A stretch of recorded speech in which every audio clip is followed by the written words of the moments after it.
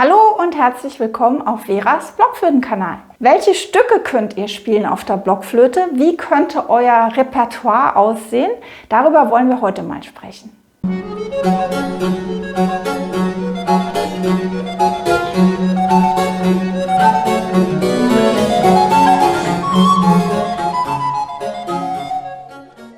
Ja, ich freue mich, dass ihr wieder dabei seid oder dass ihr neu dazugestoßen seid hier in unsere Blockflöten-Community. Und heute wollen wir mal schauen, welche Arten von Stücken ihr spielen könnt.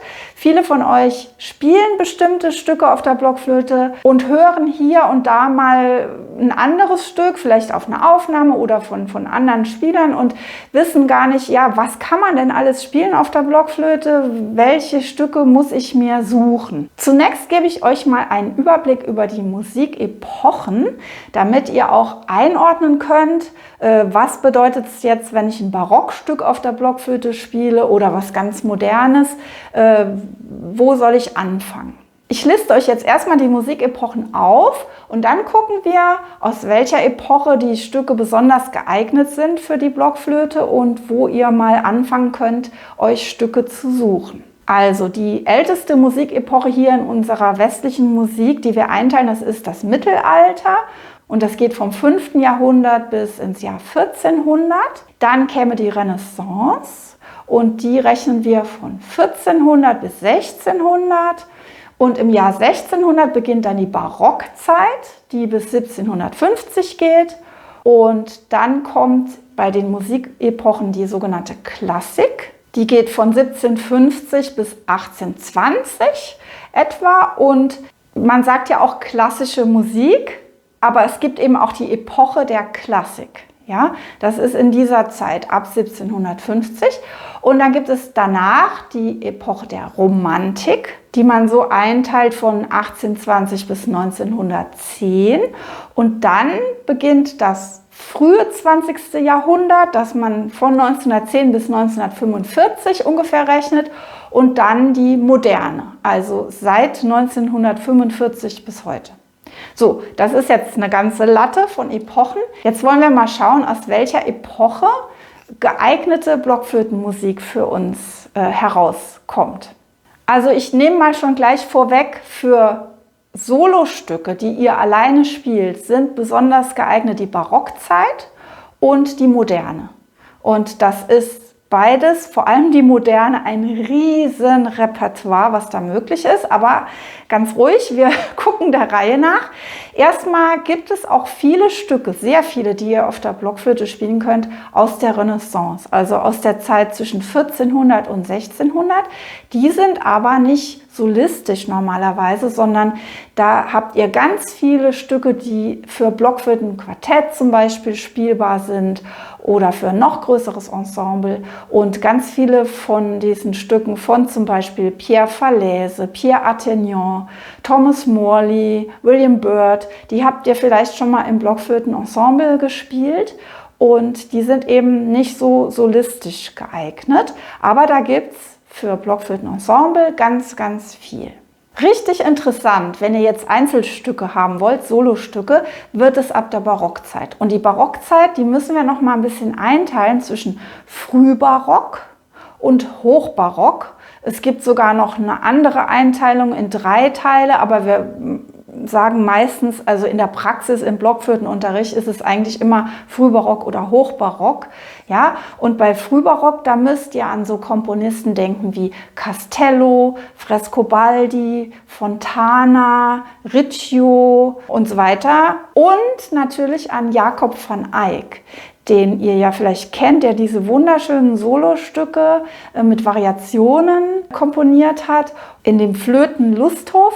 Und das sind natürlich ganz, ganz tolle Stücke für Blockflöte Solo.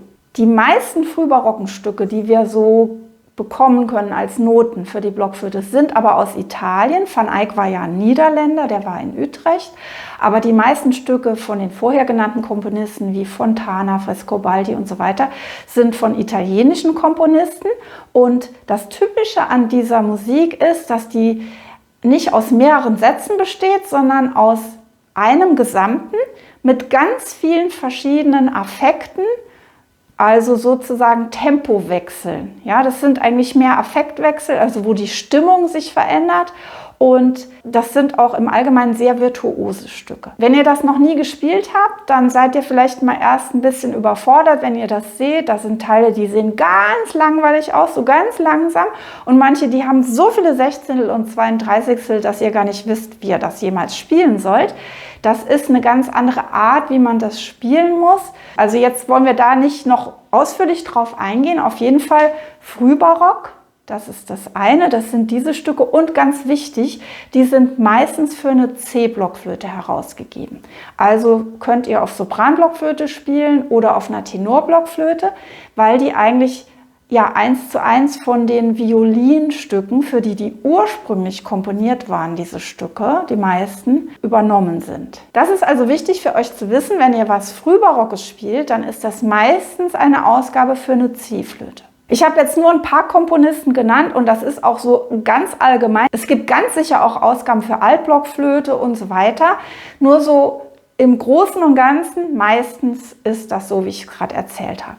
Dann der Hochbarock. Riesenrepertoire. Jetzt müssen wir im Hochbarock noch mal gucken, damit es für euch überschaubar bleibt und klar ist.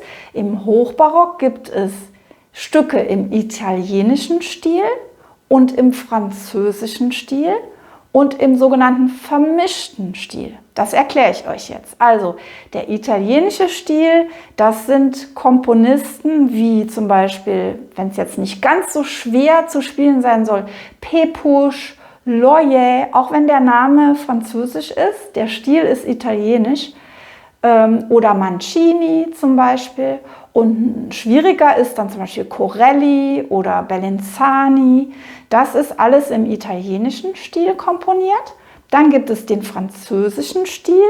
Da wäre jetzt etwas leichter, wäre zum Beispiel Chez de Ville oder Beaumortier. Schwieriger ist schon Haute-Terre oder zum Beispiel Dieupart. Und sowohl die Stücke im italienischen als auch im französischen Stil sind meistens für die Altblockflöte herausgegeben.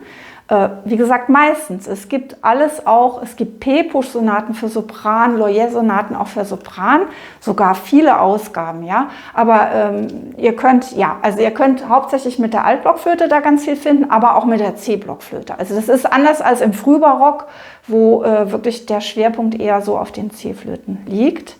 Bei der französischen Musik ist das Spezielle, dass die sehr genau festgelegte, ganz kodifizierte Verzierungen hat, die aber auch erklärt werden dann im Vorwort. Und dann zum Beispiel diese Spielweise der Inégalité. Dazu habe ich auch mal ein Video gemacht. Und dann gibt es noch den sogenannten vermischten Stil oder jedenfalls Komponisten, die sowohl im italienischen Stil komponiert haben, als auch im französischen, beziehungsweise das alles durcheinander geworfen haben zum Teil. Und da müsst ihr an so Komponisten denken wie Telemann, Bach, Händel, und das sind ja wunderschöne Stücke, alles auch meistens für die Altblockflöte herausgegeben. Und da könnt ihr auch so ein bisschen in den französischen Stil reinschnuppern, ohne dass ihr das gleich perfekt können müsst. Und merkt auch zum Teil vielleicht gar nicht, ob das jetzt französischer oder italienischer Stil ist. Auf jeden Fall für die Blockflöte liegt ihr goldrichtig mit solchen Stücken von diesen Komponisten, wie zum Beispiel Telemann. Und jetzt muss ich dazu sagen, dass ganz viele Stücke aus der Barockzeit, aus der Renaissance und vielleicht, wenn ihr was aus dem Mittelalter noch findet, Bearbeitungen sind. Also es gibt manche Stücke, die waren damals wirklich explizit für die Blockflöte komponiert. Zum Beispiel Telemann und Bach haben viele Sachen explizit für die Blockflöte geschrieben. Aber es war zum ersten damals üblich, dass man eine Sonate entweder auf Oboe oder auf Querflöte oder auf Blockflöte oder auf Musette oder was auch immer spielen durfte. Oder es war damals wirklich gar nicht für die Blockflöte gedacht, vielleicht auch nicht für eine Flöte, aber es gibt heutzutage Bearbeitungen davon aus dem 18. Jahrhundert. Zum Beispiel gibt es Bearbeitungen auch für Blockflötenensemble von den Orchestersuiten von Bach. Und die waren jetzt wirklich nicht für Blockflötenquartett gedacht. Also es ist ein sehr reiches Repertoire und es gibt ja Millionen von Ausgaben mit verschiedenen Sachen. Ich gebe euch nur mal so einen Leitfaden, an welche Komponistennamen ihr euch halten könnt. Und wenn ihr dann im Musikladen stöbert, dann guckt mal im Vorwort, ob das wirklich für Blockflöte wirklich geeignet ist, ob es vielleicht für Querflöte, also Traversflöte geschrieben war. Dann ist es meistens schon geeignet, weil die Ausgabe dann schon transponiert ist. Und so weiter. So, jetzt haben wir also gesagt Hochbarock, dann käme ja die Klassik ab 1750. Da ist die Barockzeit dann, musikalische Barockzeit zu Ende. Und da ist leider auch mit der Blockflöte auch ziemlich zu Ende gewesen. Das heißt, ab 1750 ist die Blockflöte in Vergessenheit geraten, mehr oder weniger. Und in der Epoche der Klassik und danach noch in der Epoche der Romantik, die ab 1820 war, hat man so gut wie nichts komponiert für die Blockflöte. Das heißt, wenn ihr jetzt Stücke findet aus der Zeit, zum Beispiel von Joseph Haydn, die Flötenuhrstücke, die gibt es für Blockflötenquartett, dann ist das eine Bearbeitung. Das heißt, es ist nicht original und da ist an sich gar nichts dagegen zu sagen. Also es gibt tausende von Bearbeitungen für Blockflöte. Der Haken an der Sache könnte nur sein, dass zum Beispiel Bindungen, Legato-Bögen, die da drin vorkommen, für das Spiel auf der Blockflöte an diesen bestimmten Stellen überhaupt nicht geeignet sind. Die Komponisten in der Romantik vor allem, die haben viele Bögen notiert, die wir dann als Blockflötisten wörtlich nehmen wollen und da wirklich alles ohne Dü, ohne Zungenstoß spielen und dann merken, das klingt gar nicht, das geht gar nicht. Dabei sind die gar nicht so gedacht, beziehungsweise die Komponisten haben ja damals nicht an eine Blockflöte gedacht, wie man das macht auf der Blockflöte. Und da würde das dann heißen, da ist es besser, ihr stoßt ganz weich mit der Zunge an und spielt diesen Bogen, ohne dass ihr aber wirklich echtes Legato spielt. Also das kann manchmal ein bisschen verwirrend sein und da merkt man halt, dass diese Art von Stücken aus der Klassik und der Romantik eigentlich nicht für die Blockflöte gedacht waren. Oder anderes Beispiel, wenn ihr romantisch spielt mit Vibrato dazu und großen Crescendo und Decrescendo, wie es in der Romantik eigentlich üblich war, dann klingt das unheimlich verstimmt auf der Blockflöte. Also das ist eine ganz andere Spielweise. Ich sage nicht, dass das nicht geht. Das geht alles. Man kann das auch sauber gestimmt machen. Aber wenn ihr euch das Leben nicht extra schwer machen wollt, dann bleibt bei den Epochen, wo auch für die Blockflöte oder für Blockflöten ähnliche Instrumente was komponiert wurde. Also nach der Epoche der Romantik kommt das frühe 20. Jahrhundert dann und da wird es wieder ein bisschen interessanter. Also zwischen 1910 und 1945 gibt es zum Beispiel ein Originalstück für Blockflöten, nämlich das heißt der Plöner Musiktag von Paul Hindemith. Das ist für Blockflöten-Trio und es ist ein richtig tolles Stück. Ansonsten gibt es aus dieser Zeit vor 1945 nicht so viel für die Blockflöte, aber richtig fündig werdet ihr in der Moderne, also ab 1945. Und da ist es wichtig für euch zu wissen, dass ihr das einteilen könnt in Stücke, die sozusagen gemäßigt modern klingen und manche, die avantgardistisch modern sind. Also die gemäßigt modernen, die haben ganz normale Noten und Töne, nur vielleicht ungewöhnliche Rhythmen und das ist eben auch von der Tonalität her, von den Tonarten, die da drin sind, von den Harmonien, also ungewöhnlich für eure Ohren ist, aber in der avantgardistischen Musik, das ist also das ganz Moderne sozusagen, da gibt es auch ganz andere Spieltechniken. Dazu habe ich auch mal ein Video gemacht, das könnt ihr euch gerne angucken. Also es gibt darin so Spieltechniken wie Flatterzunge, Sputato, Glissando und so weiter. Und ich glaube, aus der modernen Zeit, also ab nach dem Zweiten Weltkrieg, gibt es für fast kein anderes Instrument so viele Kompositionen wie für die Blockflöte. Also wenn ihr gerne moderne Sachen spielt, dann habt ihr ein unendliches Feld. Ich behaupte sogar, dass täglich irgendwo was neu komponiert wird und ihr könnt sogar eine Erstaufführung machen. Komponisten, die eher so traditionell modern komponiert haben, was zum Einstieg vielleicht erstmal geeigneter ist, das sind Komponisten wie Hans-Ulrich Stepps oder Hans Poser oder Harald Gensmer. Bei so ganz modernen Sachen, avantgardistischen, mit diesen besonderen Spieltechniken, da gibt es eine unendliche Liste. Aber zum Beispiel Hans-Martin Linde hat viel komponiert in der Richtung. Kazimierz Sierotsky, der hat zwar auch traditionelle Sachen geschrieben, aber auch sehr avantgardistische.